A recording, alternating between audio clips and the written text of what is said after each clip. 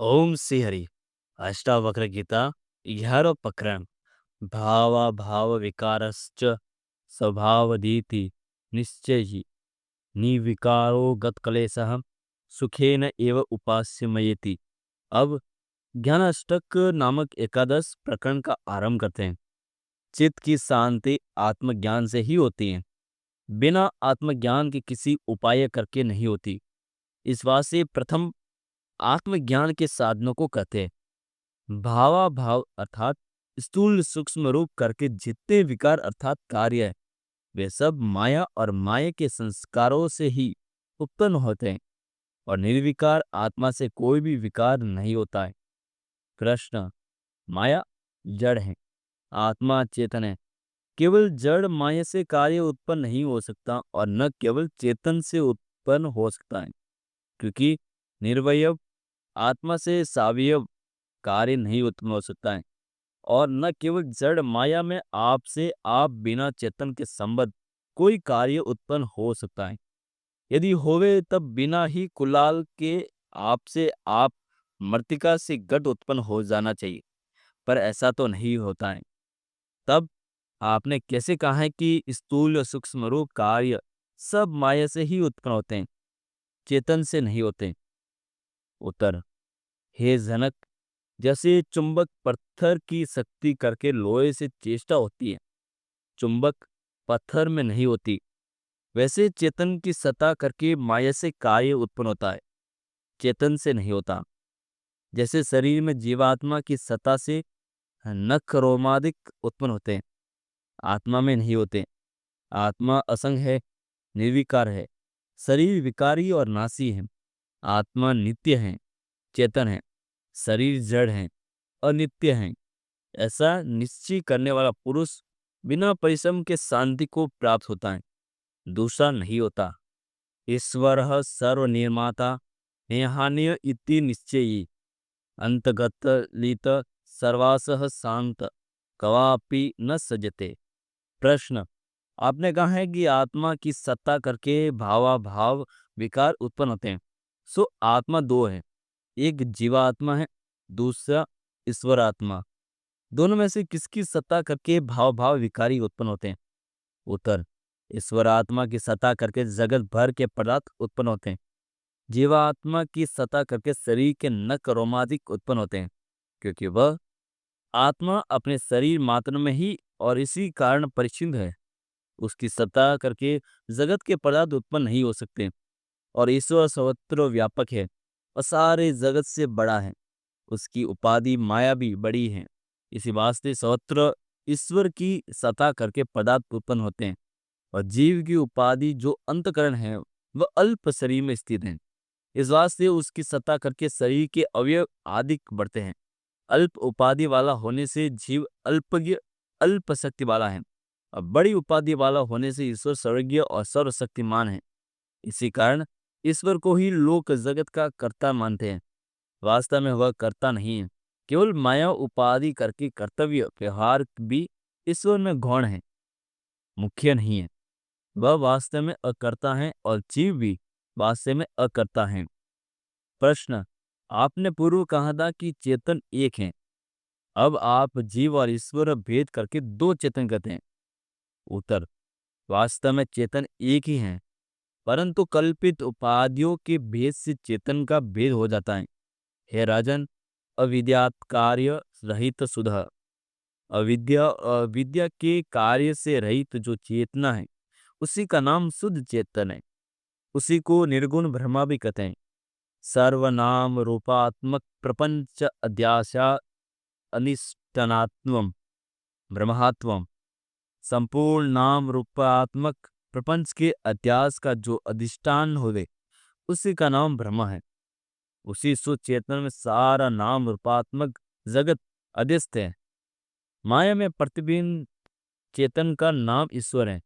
अंतकरण में प्रतिबिंब चेतन का नाम जीव है। माया एक है, इस वास्ते उसमें प्रतिबिंबित चेतन ईश्वर भी एक ही कहा जाता है। अविद्या के अंश अंतकरण नाना के हैं, उसमें प्रतिबिंबित चेतन भी नाना है। चेतन के तीन भेद है, विषय चेतन, प्रमाण चेतन, परमार्थ चेतन। घटावचिंत चैतन्यम विषय चेतनम। घटावचिंत चेतन का नाम विषय चेतन है। अंतकरण अवृत्त वचिंत चेतनम प्रमाण चेतनम। अंतकरण की वश्य वर्त्य वचिंत चेतन का नाम प्रमाण चेतन है। अंतकरण वचिंत चेतनम परमात्म चेतनम। अंतकरण वचिंत चेतन का नाम परमात्म चेतन है। घटाधिक विषय अनंत है, इसलिए उनसे संबंध रखने वाले अंतकरण की वृत्तियां भी अनंत है और अंतकरण भी अनंत है। इन उपाधियों के भेद करके चेतन के भी अनंत भेद हो गए हैं। वास्तव में चेतन एक महाकाश की तरह है। जैसे महाकाश का घटमठाधिक उपाधियों के साथ वास्तव में कोई भी संबंध नहीं है, ऐसे कल्पित उपाधियों के साथ अंतकरणों का कोई भी संबंध नहीं। ऐसे निश्चय करने वाला पुरुष निश्चल चित होकर कहीं भी सशक्त नहीं होता। आपद स्पंदव काले दैव देवति निश्चयी तृप्त स्वस्थेन्द्रियो नित्यम न वाष्यंति न सोचती। प्रश्न, यदि ईश्वर ही सर्व जगत का रचने वाला माना जाएगा तो फिर किसी को दरिद्र, किसी को धनी, किसी को दुखी, किसी को सुखी न होना चाहिए। पर ऐसा प्रत्यक्ष देखते हैं, इसलिए ईश्वर में विषमी दृष्टि आदि दोष आते हैं। उत्तर, हे राजन, ईश्वर में दोष तब आए जब ईश्वर किन्हीं कर्मों को रचे, सो तो नहीं। क्योंकि गीता में भी लिखा है, न कर्तव्यम न कर्माणि लोकस्य सृजति प्रभुः न कर्म फलम संयोगम स्वभावस्तु प्रवर्ते। ईश्वर जीवों में कर्तव्यपन को और कर्मों को नहीं रचता है और कर्मों के फल के संयोग को भी नहीं रचता। ये सब अनादिकाल के संस्कारों से होते हैं, अर्थात अनादिकाल से चलते आ रहे हैं। इस बात से ईश्वर में कोई दोष नहीं आता। प्रश्न, कर्म जड़ है, स्वतः फल को नहीं दे सकता और जीव असमर्थ है, वह भी अपने आप फल को नहीं भोग सकता, तो फिर फलदाता ईश्वर में दोष क्यों नहीं आवेगा? उत्तर, ईश्वर में दोष तब आवे जब ईश्वर जीवों से शुभ अशुभ कर्म करावे और फिर उनको फल देवे, या जीवों को उत्पन्न करके उनसे कर्म करावे। ऐसा तो नहीं, क्योंकि प्रवाह रोक करके सारा जगत अनादि चलता आ रहा है। कोई भी नई वस्तु जीव या ईश्वर उत्पन्न नहीं करता। जैसे पृथ्वी में सब वनस्पति के बीज रहते हैं, परंतु बिना सहकारी कारण सामग्री के अंकुरों को उत्पन्न नहीं कर सकते हैं, वैसे माया में सब प्रकार के पदार्थों को सूक्ष्म रूप से बीज बने रहते हैं, परंतु बिना सहकारी कारणों के उत्पन्न नहीं होते। जिस काल में उसकी उत्पत्ति की सामग्री जुड़ी जाती है, उसी काल में वह उत्पन्न हो जाते हैं। जैसे जुदा खेतों में जुदा जुदा बीज हल जोतकर किसान बो देता है, यानी किसी में चना, किसी में गेहूं, किसी में मटर आदि बोता है, परंतु बिना तरी के वे नहीं उत्पन्न होते हैं और पानी बिना बीज के फल को नहीं दे सकते। जब खेत बोया ही हो तो समय पर वर्षा हो, तब जाकर बीजों में आगे फल उत्पन्न होता है। वर्षों तक खेतों में एक सा बराबर होता है, पर जैसे जैसे बीज जिस खेत में होता है वैसे वैसे उसमें फल उत्पन्न होता है। न केवल खेत फल को उत्पन्न कर सकता है, न केवल बीज ही फल को उत्पन्न कर सकता है, खेत, बीज और वर्षा तीनों मिलकर के ही फल को उत्पन्न करते हैं। वैसे ही दृष्टांत में बादल स्थान पत्र ईश्वर हैं, खेत स्थान पत्र जीवों के अंतःकरण हैं और बीज स्थान पत्र जीवों के संचित कर्म हैं। ईश्वर की सत्ता रूपी वर्षा सौत्रत तुल्य है, क्योंकि ईश्वर चेतन सौतर तुल्य है, परंतु जैसे जैसे जिसके कर्म रूपी बीज अंतःकरण रूपी खेत में स्थित हैं, वैसे वैसे उसको फल होते हैं। ईश्वर सवत्र अर्थात कर्मों के बिना फल का प्रदाता नहीं है। यदि ऐसा हो तो उसमें विषम दोष आवे। इसी वास्ते ईश्वर न्यायकारी है। प्रश्न, यदि ईश्वर न्यायकारी माना जाए तब दयालु आदि गुण उसमें नहीं रहेंगे। उत्तर, दयालु आदि गुण यदि माना जाए तब न्यायकारिता नहीं रहती, क्योंकि दोनों परस्पर विरोधी हैं। जो राजा न्यायकारी होता है वह दयालु नहीं होता है। यदि दयालुता करेगा तब किसी की हनन करता पुरुष को हनन करने की आज्ञा नहीं देगा, और यदि देगा तब वह रोने चिल्लाने लगेगा, क्योंकि प्राण तो सबके प्यारे हैं। उसके दुख को देखकर राजा को उस पर दया होगी और दया के वश में होकर राजा उसको छोड़ देगा। तब उसकी न्यायकारिता जाती रहेगी। इसी तरह ईश्वर भी यदि पापियों को पाप का फल जो दुख है उसको नहीं देगा और दया करके छोड़ देगा, तब जगत में कोई भी दुखी नहीं रहेगा। पर ऐसा तो नहीं देखते, क्योंकि संसार में लाखों पुरुष बड़े बड़े असाध्य रोगों से दुखी है। रात दिन ईश्वर ईश्वर ईश्वर पुकारते पुकारते मर जाते हैं और उनका दुख दूर नहीं होता। लाखों अकाल में अन्न बिना मर जाते हैं और जीव कर्म के फल दुखों को भोग कर अच्छे हो जाते हैं। अनेक प्रकार के कार्य हैं, अनेक प्रकार के उनके फल हैं। बिना भोग के कर्म ही नहीं छूटते हैं। इन्हीं युक्तियों से सिद्ध होता है कि ईश्वर न्यायकारी है, दयालु नहीं है। प्रश्न: फिर भगत लोग ईश्वर की भक्ति करके के काल में क्यों कहते हैं कि हे ईश्वर, आप दयालु हैं, आप कृपालु हैं और न्यायकारी हैं? उत्तर: गुणारोप्य के बिना भक्ति और उपासना नहीं हो सकती। जैसे मिथ्या कल्पी हुई मृत्यु के ध्यान मूर्ति के ध्यान करने से अर्थात उस मूर्ति में चित्त के रोकने में चित्त में शांति और आनंद होता है, अर्थात चित्त के निरोध से नित्य आत्मसुख की प्राप्ति होती है, वैसे ही मिथ्या दयालुता अधिक गुणों को ईश्वर में आरोप्य करने से ही ईश्वर में प्रेम उत्पन्न होता है और उस प्रेम से पुरुष को आनंद होता है। उसी प्रेम का नाम भक्ति है। दयालुता अधिक गुणों का आरोप्य करना निरर्थक नहीं है। वास्तव में तो ईश्वर गुणातीत है। गुण माया का कार्य है और माया के संबंध करके ईश्वर गुणों वाला कहा जाता है। संसार में सब जीवों को आपदाएं और संप्रदाय प्रारब्ध कर्मों के अनुसार ही प्राप्त होती हैं। ऐसे निश्चित करने वाला है जो पुरुष हैं और भोगों की तृष्णा से जो रहित हैं और जिसके इंद्रिय आदि वश में हैं और किसी पदार्थ में जिसकी इच्छा नहीं है, अर्थात जो अप्राप्त वस्तु की प्राप्ति की इच्छा नहीं करता और जो प्राप्त वस्तु के नष्ट होने से शोक नहीं करता, वही नित्य सुख को प्राप्त होता है। सुख दुखे जन्म मृत्यु देवी देवीति निश्चय ताद्यादर्शी निरायास कुरोत्रपि न लिप्यते। प्रश्न: प्रोक्त निश्चय करने वाले ज्ञानी भी तो कर्मों को करते हुए दिखाई पड़ते हैं, उनको कर्मों का फल होगा या नहीं? अर्थात जो यथार्थ बोध वाले हैं उनको कर्मों का फल नहीं होगा, क्योंकि प्रथम वे फल की कामना से रहित होकर कर्मों को करते हैं, दूसरे वे शिष्टाचार में के लिए कर्मों को करते हैं, तीसरे वे कर्म को देह इंद्रिय आदि को के धर्म मान जानते हैं, अपने आत्मा का धर्म नहीं मानते, चौथे अहंकार से रहित होकर वे कर्मों को करते हैं। इन्हीं चार हेतुओं करके उनको कर्मों का फल नहीं होता। गीता में कहा है कि यस्य नाहं कर्तो भावो बुद्धि यस्य न लिप्यते हत्वापि स इमालके लोकात्र हन्ति न निबध्यते। जिसका देह इंद्रियादियों को में अहंकृत भाव नहीं है, अर्थात मैं देह हूँ या मेरा ये देह है, इस प्रकार की जिसकी भावना नहीं है और कर्तव्य भोक्ता बुद्धि भी जिसकी लिपायमान नहीं हो सकती, सो विद्वान यदि पारत कर्म के वश में शरीर आदि को करके तीनों लोकों का वध भी कर देवे तो भी उसको ऐसा करने का फल लिपायमान नहीं होता है।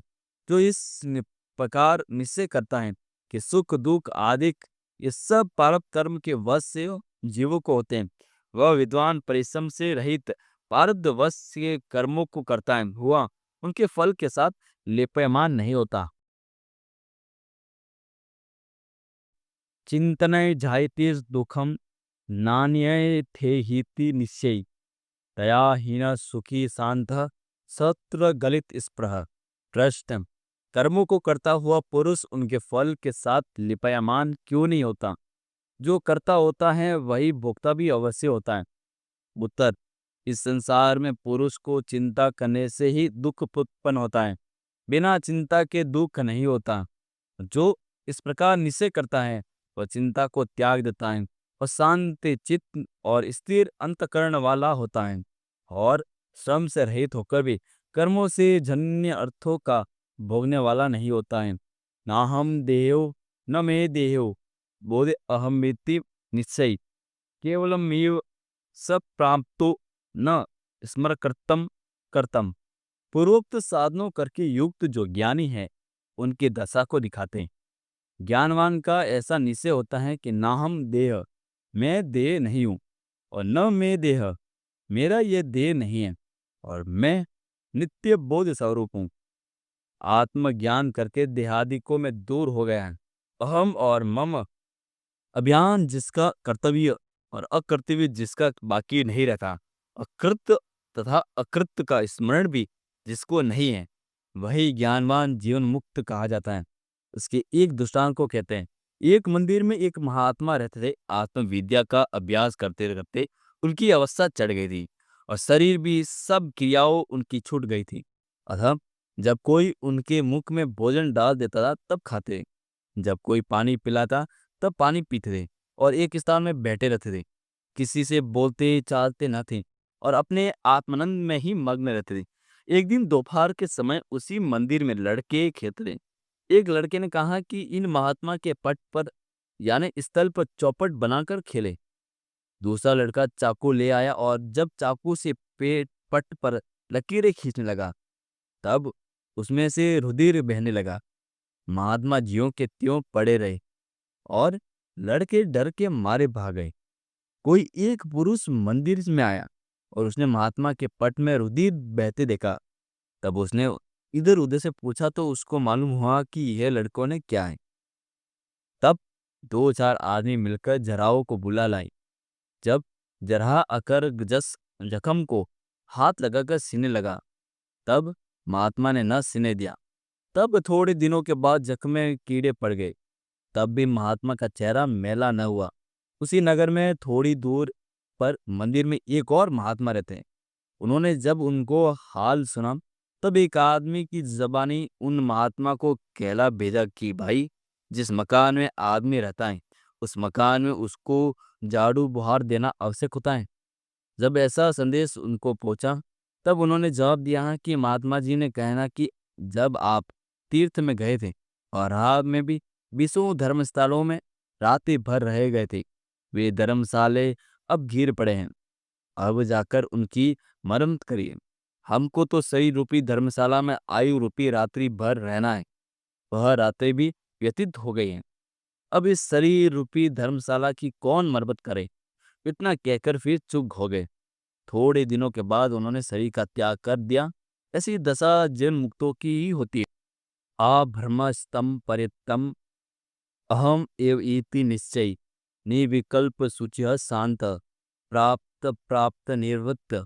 जीव मुक्तों के और लक्षणों को दिखाते हैं। ब्रह्मा से लेकर स्तंभ पर्यंत संपूर्ण जगत मेरा ही रूप है, अर्थात मैं ही सर्व रूप हूँ।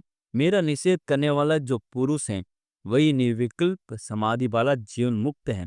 वही विषय रूपी मल के संबंध में ही रहित है। वही शांत चित्त वाला है और वही प्राप्त विषयों में इच्छा से रहित है। वही परम संतोष वाला है। वही अपने आत्मानंद करके ही पूर्ण है। नानाश्रय मेरम विश्वम न किंचिदेति निश्चयी निर्वासनः स्फूर्ति मात्रो न किंचिदित्व सामेति। प्रश्न, हे प्रभु, आत्मज्ञानी के मन के संकल्प कैसे स्वतः नष्ट हो जाते हैं? उत्तर, अब जब अधिष्ठान चेतन के साक्षात्कार होने से अध्यस्त वस्तु का बाध हो जाता है, अर्थात आत्मा के साक्षात्कार होने से जब नाना प्रकार के आश्रय रूप विश्व का बाध हो जाता है, तब विद्वान के मन के सर्व संकल्प दूर हो जाते हैं। प्रश्न, हे प्रभु, यदि आत्मा के साक्षात्कार होने से जगत का बाध अर्थात नाश हो जाता है तो फिर पंचभूतात्मक जगत भी नहीं रहता और जगत के नाश होने पर विद्वान के देहादिक भी न रहते। पर ऐसा तो नहीं देखते। इसी से जाना जाता है कि आत्मा के साक्षात्कार होने पर भी जगत त्यों का त्यों बना रहता है। उत्तर, नाश दो प्रकार का है। एक तो बाध रूप नाश और दूसरा निवृत्त रूप नाश। उपादानेन सकार्य विनाशो बाध। उपादान कारण के सहित जो कार्य का नाश है उसका नाम बाध है। विद्वाने उपादाने कार्य विनाशो निवृत्ति। उपादान की विद्वान होते हुए जो कार्य का नाश है उसका नाम निवृत्त है। विद्वान की दृष्टि से अज्ञान रूपी कारण के सहित कार्य रूपी जगत का नाश हो जाता है। जगत का नाश रूप बाध होता है, परंतु बाधिता अनुवृत्ति करके बना रहता है और संपन्न प्रपंच की निवृत्ति रूप बाद जगत में हो जाता है, क्योंकि उसका उपादान कारण जो अविद्या है वह बनी रहती है। कारण रूपी अविद्या के विद्यमान होने पर संपन्न रूपी कार्य का नाश हो जाता है। इसी से वह निवृत्त रूप बाध है। अज्ञान के अनेक वश हैं। जिस विद्वान के अंतःकरण रूपी अंश का जो अज्ञान का कार्य है नाश हो जाता है, उसी को अपने आत्मा का साक्षात्कार हो जाता है और बाकी के जीवों को नहीं होता। उनका जगत भी बना रहता है। जैसे 10 पुरुष सोए हुए अपने अपने सपन को देखते हैं, उनमें से जिसकी निद्रा दूर हो गई है उसी का संपन्न प्रपंच नष्ट हो जाता है, बाकी के पुरुषों का बना रहता है। जिस पुरुष को ऐसा निश्चय हो गया कि जगत अपनी सत्ता में शून्य है, ब्रह्मा की सत्ता करके सत्यव्रत भान होता है, वास्तव में मिथ्या है, वही पुरुष शांति को प्राप्त हो जाता है। इति श्री अष्टावक्र गीतायाम एकादश प्रकरण समाप्तम।